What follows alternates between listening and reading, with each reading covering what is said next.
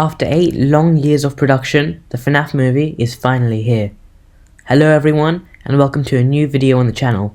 Today, we're going to be talking about my thoughts on the FNAF movie. Don't worry though, this video will not have any spoilers in it. I'm saving a spoiler review for another time. For now though, I'd like to start off by thanking everyone involved with making this movie a reality. That includes, but is not limited to, Blumhouse, Emma Tammy, the director, all of the casting crew, the production team, and of course, Scott Cawthon. First, let's talk about the ratings. The film has been rated pretty low on Rotten Tomatoes by critics, but if you look over to the audience reviews, it's very quickly compensated. But this is exactly the kind of constructive criticism the team at Blumhouse needs. If and when they decide to do a sequel, then they can use the feedback given to them to make the second one even more scary, even more engaging, and that's something a lot of FNAF fans will be looking forward to. Since the majority of the fanbase is practically immune to all things horror, Blumhouse will need to work extremely hard to make the sequel something that makes people jump, whilst again also trying their best to keep it at a low rating to allow it to reach a broader audience.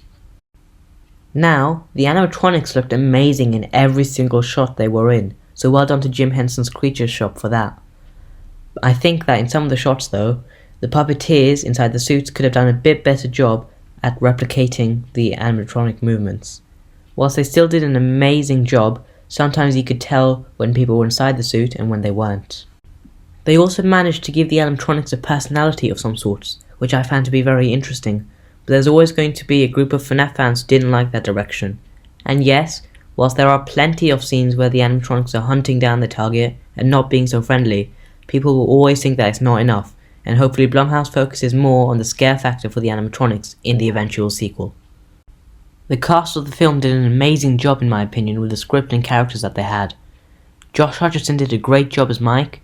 Not only did he manage to capture the way that I and many others imagined the character to be, he also added on to that with his own views, which is something I think is very important when it comes to acting. Piper Rubio, who played Abby, also did a great job with her acting. You can tell the relationship between Mike and Abby is strong, but also a rocky one, and I think Piper nailed it when on screen. Vanessa was played by Elizabeth Lale, who I think many FNAF fans will have mixed opinions on, considering a character was taken straight from one of the newest games in the franchise, when the film is supposed to be about a game that's over 9 years old. But with time, I think that the franchise will eventually grow to want more of her character on the big screen. Moving on to Matthew Lillard, who played Steve Raglan, I have almost no complaints. Lillard was easily my favourite character in the entire movie, and I only wish that he had more screen time. It's like he's there at the start of the movie, and he only comes back in certain scenes. But when he is there, he absolutely steals the show. His performance was one of a kind, and I think that it's great he signed a 3-picture deal, because now he can't escape. He always comes back, as they say. Other smaller roles like Max, Hank, Jane and Corey did an amazing job too, even if they only had small roles. I won't talk too much about them, as that leads into spoiler category, but I will say that they should all be proud of how they presented the characters. The Ghost Kids also did a great job. They played it just right, with them being eerie by not speaking or disappearing at the right time. Moving on to talking about the story, I can't say too much because that's all spoilers for the movie, but this is where general audiences and critics did not like the movie too much. Some things in the movie were never revealed, such as, who is this William Afton guy? Why did he kill a bunch of kids? Why is he a yellow bunny man? And I think that if you're not a FNAF fan, or even if you don't understand the general lore, you're gonna have a hard time understanding this movie. And that's why it's rated so low by critics. They don't have a clue what's going on. You can't just expect them to walk in and know the entire lore off by heart, and that's the problem with making the movie for the fans, as it was marketed. And again, there's always going to be that group of people, some of them may even be FNAF fans, who think, you know what, I don't like this movie. I don't think it was worth the 8-year wait. And that's completely okay. Everyone is entitled to their own opinion. What do I think? I think that this movie was the best thing that I've ever watched, and I hope it has much more to come.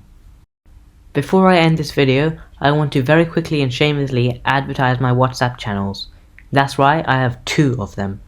One of them is a FNAF one where I give regular updates about the news in the franchise, but it's not official, so bear that in mind. The other is for Nightmare Enterprises, which is official because I've created it. Both of these have links in the description, and don't worry, it's free, private and easy to join. No one will be able to see your personal information like your phone number, profile picture, or about me.